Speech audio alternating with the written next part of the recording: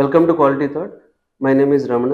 ఇవాళ మాట్లాడాలనుకుంటుంది software job తెచ్చుకోవాలంటే ఏం చేయాలి, సాఫ్ట్వేర్ జాబ్ కోసం ట్రై చేసేటప్పుడు ఎస్పెషల్లీ కోర్సులు నేర్చుకునేటప్పుడు ఎలాంటి మిస్టేక్స్ చేయకూడదు, వీటి గురించి ఒక 10 రీజన్స్ చెప్తాను నేను. ఈ 10 రీజన్స్ మీరు ఖచ్చితంగా పాటిస్తే మీకు సాఫ్ట్వేర్లో జాబ్ రావడం అనేది చాలా ఈజీ అవుతుంది.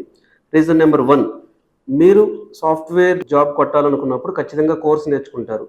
ఏ కోర్స్ నేర్చుకోవాలనేది మీరు ఫ్రెండ్స్ ఇచ్చిన సలహానో లేకపోతే ఏది హైప్ ఉంది అనే దాన్ని బట్టి కాకుండా, మీరు సాఫ్ట్వేర్ రంగంలోకి వెళ్ళాలి అనుకున్నప్పుడు ప్రాపర్ కెరీర్ గైడెన్స్ ఎక్స్పర్ట్ని మీట్ అయ్యి, సో ఒక 10-15 ఇన్స్టిట్యూట్స్ తిరిగి ఏ కెరీర్ అయితే బాగుంటుంది, డెవలపర్ అవ్వాలా, టెస్టర్ అవ్వాలా, లేకపోతే డేటా అనలిస్ట్ అవ్వాలా, లేకపోతే డెవాప్స్ ఇంజనీర్ అవ్వాలా, ఎలాంటి రోల్స్లోకి మనం వెళ్ళాలి అనేది ప్రాపర్ కెరీర్ గైడెన్స్ అడ్వైస్ తీసుకున్న తర్వాత మాత్రమే మీరు కోర్స్ చూస్ చేసుకోండి.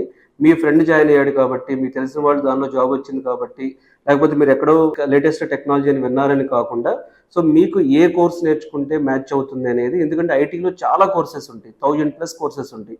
ఏ కోర్స్ నేర్చుకుంటే ఏ కోర్స్కి ప్రజెంట్ ఎక్కువ డిమాండ్ ఉంది, ఏ కోర్సు మీరు ఈజీగా నేర్చుకోవచ్చు, ఏ కోర్సు మీకు బెస్ట్ ప్యాకేజెస్ ఉంటాయి, ఏ కోర్సు ద్వారా మీరు మంచి ఎంఎన్సీలోకి వెళ్తారు అనేటటువంటి విషయాలన్నీ ఒక రైట్ కెరీర్ గైడెన్స్ మీద కొంత రీసెర్చ్ చేసి, కెరీర్ గైడెన్స్ ఎక్స్పర్ట్స్తో మాట్లాడి, కొంచెం మాస్టర్ ఫ్యాకల్టీతో మాట్లాడితే మీకు ఒక అవగాహన వస్తుంది.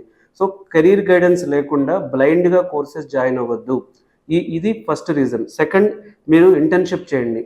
మీరు ఒక కోర్స్ నేర్చుకున్నప్పుడు ఆ కోర్స్తో పాటు లైవ్ ప్రాజెక్ట్స్ ఎక్స్పీరియన్స్ అనేది చాలా అవసరం. మీరు లైవ్ ప్రాజెక్ట్ అని పిలవండి, రియల్ టైం ప్రాజెక్ట్ అని పిలవండి, ఇంటర్న్షిప్ అని పిలవండి. సో మీకు లైవ్ ప్రాజెక్ట్ ఎక్స్పీరియన్స్ ఇచ్చేటటువంటి ఇన్స్టిట్యూట్స్లో మాత్రమే జాయిన్ అవ్వండి. మీరు కోర్సు చేసినప్పుడు లైవ్ ప్రాజెక్ట్ కానీ సరిగా ప్రాక్టీస్ చేయకపోతే, మీరు నేర్చుకున్న కోర్సుని ఇంటర్వ్యూలో మీరు సరిగా ఎక్స్ప్లెయిన్ చేయలేకపోవచ్చు. సో అది మీకు ఫెయిల్యూర్కి వన్ ఆఫ్ ద రీజన్ అవ్వచ్చు.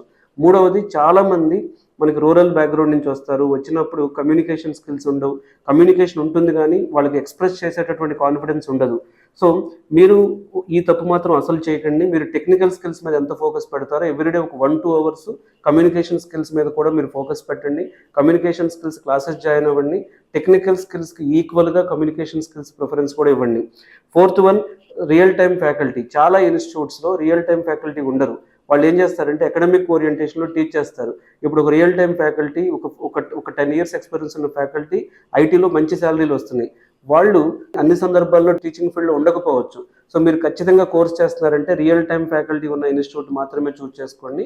ఒక క్లాస్ అకాడమిక్ పర్స్పెక్టివ్లో చెప్తే, రేపు మీరు ఇంటర్వ్యూకి వెళ్ళినప్పుడు ఇంటర్వ్యూ ఓరియంటేషన్ అంతా రియల్ టైంలో ఉంటుంది కాబట్టి, ఈ అకాడమిక్లో నేర్చుకున్న వాళ్ళకి రియల్ టైంలో నేర్చుకున్న వాళ్ళకి చాలా మిస్ మ్యాచ్ వస్తుంది. అలాగే ఇంకొక మిస్టేక్ చేయకూడదు ఏంటంటే, చాలామంది కోర్సెస్ జాయిన్ అవుతారు, వాళ్ళు 100 members 200 members ఉన్న క్లాసెస్లో వెళ్ళి కూర్చుంటారు. అప్పుడు మీతో ఫ్యాకల్టీ ఇంటరాక్షన్ కానీ, డౌట్స్ క్లారిఫికేషన్ కానీ, ప్రాబ్లమ్ సాల్వింగ్ కానీ, మీ ప్రొఫైల్ అర్థం చేసుకోవడం కానీ, మిమ్మల్ని మోటివేట్ చేయడానికి కానీ అవకాశాలు చాలా తక్కువ ఉంటాయి. సో మీరు నేర్చుకునేటప్పుడు ఖచ్చితంగా లిమిటెడ్ మెంబర్స్ ఉండేలాగా చూసుకోండి. ఫ్యాకల్టీ ఇంటరాక్షన్, ఫ్యాకల్టీ యాక్సెస్ ఉండేలాగా చూసుకోండి. సో మీ డౌట్స్ క్లారిఫికేషన్ అనేది ఈజీ అవుతుంది. అలాగే ఇంకొక important thing, so placement officers. So ప్రతి ఇన్స్టిట్యూట్కి కూడా ట్రైనర్స్ ఉంటారు, ప్రాక్టీస్ చేపిస్తారు, ప్రాజెక్ట్స్ చేపిస్తారు. కానీ చాలా ఇన్స్టిట్యూట్స్లో ప్లేస్మెంట్ ఆఫీసర్స్ ఉండరు.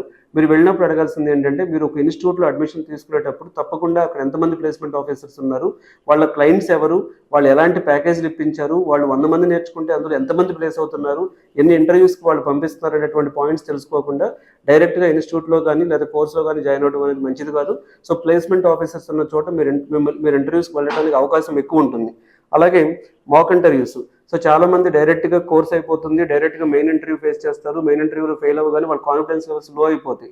సో దానికంటే ముందే మీరు కోర్సు 3 months నేర్చుకున్నారు అనుకోండి, 90 days, ఎవ్రీ 10 daysకి ఒకసారి ఒక మాక్ ఇంటర్వ్యూ మీరు అటెండ్ అయితే, ఒక 10 mock interviews at least 5 mock interviews experience ఉంటే, డైరెక్ట్గా మీకు ఇంటర్వ్యూ కాల్ వచ్చినప్పుడు ఇంటర్వ్యూ కాల్ వేస్ట్ అవ్వకుండా మీరు అక్కడ కాన్ఫిడెంట్గా మాట్లాడటానికి చాలా హెల్ప్ అవుతుంది. అలాగే రెజ్యూమ్ ప్రిపరేషన్. రెజ్యూమ్ ప్రిపేర్ చేయడం చాలా ఈజీ. మీరు చాట్ జీపీటీని అడిగినా కానీ రెజ్యూమ్ ఇస్తుంది. కానీ పాయింట్ ఏంటంటే, మీ రెజ్యూమ్ ఎలా ఉంటే నౌకరీలో చూసి, లింక్డ్ఇన్లో చూసి, లేకపోతే జాబ్ పోర్టల్స్లో చూసి, సో మీ హెచ్ఆర్స్ కానీ లేకపోతే వాళ్ళు మీ రెజ్యూమ్ పిక్ చేయాలన్నా, మీకు ఇంటర్వ్యూ షెడ్యూల్ చేయాలన్నా, ఇంటర్వ్యూ చేసేటప్పుడు మీ టెక్నికల్ స్కిల్స్ ప్రజెంట్ చేసిన విధానంలో వాళ్ళు ఇంప్రెస్ అవ్వాలన్నా, ఆ టెక్నికల్ స్కిల్స్ మీద ఇంటర్వ్యూ జరగాలన్నా ప్రాపర్ రెజ్యూమ్ ప్రిపరేషన్ ఇంపార్టెంట్. మీరు ప్రిపేర్ చేసిన రెజ్యూమ్ని లేదా మీ ఫ్యాకల్టీ హెల్ప్ చేసిన రెజ్యూమ్ని, ఈ రెజ్యూమ్ అనేది ఖచ్చితంగా ఒక 2-3 times ప్రాపర్గా రివ్యూ చేయండి. మీరు సెల్ఫ్ రివ్యూ చేయండి. అలాగే మీ ఫ్యామిలీలో ఐటీ ఇండస్ట్రీ వాళ్ళతో రివ్యూ చేయించండి. అలాగే మీ ఫ్యాకల్టీ, మీరు ఏ ఇన్స్టిట్యూట్లో అయితే కోర్స్ జాయిన్ అయ్యారో ఆ ఫ్యాకల్టీతో కూడా రివ్యూ చేయించి, ప్లేస్మెంట్ ఆఫీసర్తో రివ్యూ చేయిస్తే resume is the best tool for getting the job. అలాగే సో యాడింగ్ మల్టిపుల్ స్కిల్స్. చాలా మంది కోర్స్ అయిపోయింది, ఇంటర్వ్యూస్కి వెళ్తున్నాను, జాబ్ రావట్లేదన్న ఒక ఫీలింగ్లో ఉండిపోతారు. సో ఎందుకు కాల్స్ రావట్లేదు, కాల్స్ రావాలంటే ఆ స్కిల్కి ఏం యాడ్ చేయాలి? ఇప్పుడు మీరు ఆర్టిఫిషియల్ ఇంటెలిజెన్స్ నేర్చుకున్నారు, దానికి ఇంకేదైనా అడిషనల్ స్కిల్ యాడ్ చేయడం వల్ల హెల్ప్ అవుతుందా? అయితే డెవాప్స్ నేర్చుకున్నారు, ఇంకా అడిషనల్ స్కిల్ యాడ్ చేయాలా? జావా నేర్చుకున్నారు, అడిషనల్ స్కిల్ ఏం యాడ్ చేయాలి? So IT is all about continuously improving our skills. ఖచ్చితంగా మీ రెజ్యూమ్కి స్కిల్స్ యాడ్ చేస్తూ ఉండండి. And last important thing, 10th reason, patience still getting the job. మీకు ఖచ్చితంగా కూడా పేషెన్స్ ఉండాలి. ఒక 10 ఇంటర్వ్యూస్లో ఫెయిల్ అవ్వచ్చు, 5 ఇంటర్వ్యూస్లో ఫెయిల్ అవ్వచ్చు. ప్రతి ఇంటర్వ్యూలో మీకు లెర్నింగ్ ఎక్స్పీరియన్స్ ఉంటుంది. ఒక 3 మంత్స్లో జాబ్ రావాలి, 6 మంత్స్లో జాబ్ రావాలని కాకుండా సో మీకు జాబ్ వచ్చేంత వరకు కంటిన్యూస్గా సబ్జెక్ట్ మీద అప్గ్రేడ్ చేసుకోవడం, ఇంటర్వ్యూస్కి వెళ్ళడం, మల్టిపుల్ స్కిల్స్ ఇంప్రూవ్ చేసుకోవడం అనేది ఇంపార్టెంట్ పాయింట్. సో పేషెన్స్ అనేది చాలా అవసరం. చాలా మంది గవర్నమెంట్ జాబ్ కోసం 4 ఇయర్స్, 3 ఇయర్స్, 2 ఇయర్స్ వెయిట్ చేస్తారు. ఐటీ జాబ్ కోసం మాత్రం కనీసం 3 to 6 మంత్స్ కూడా వెయిట్ చేయరు. సో మీకు పేషెన్స్ అనేది కీ రోల్ ప్లే చేస్తుంది. సో ఈ 10 పాయింట్స్ ఖచ్చితంగా మీరు ఫాలో అయితే సో మీకు ఐటీలో సక్సెస్ అవ్వడానికి చాలా ఎక్కువ ఛాన్సెస్ ఉంటాయి. ఐటీలో జాబ్ రావడానికి ఎక్కువ ఛాన్సెస్ ఉంటాయి. ఈ 10 పాయింట్స్ మాత్రం ఖచ్చితంగా మీరు ఫాలో అవ్వండి, అయితే మీకు సక్సెస్ అనేది ఈజీగా వస్తుంది. ఈ వీడియో మీకు నచ్చితే లైక్ చేయండి. మీ ఫ్రెండ్ సర్కిల్లో ఎవరైతే సాఫ్ట్వేర్ జాబ్ కోసం ట్రై చేస్తున్నారో ఈ అప్డేట్స్ వాళ్ళకి షేర్ చేయండి.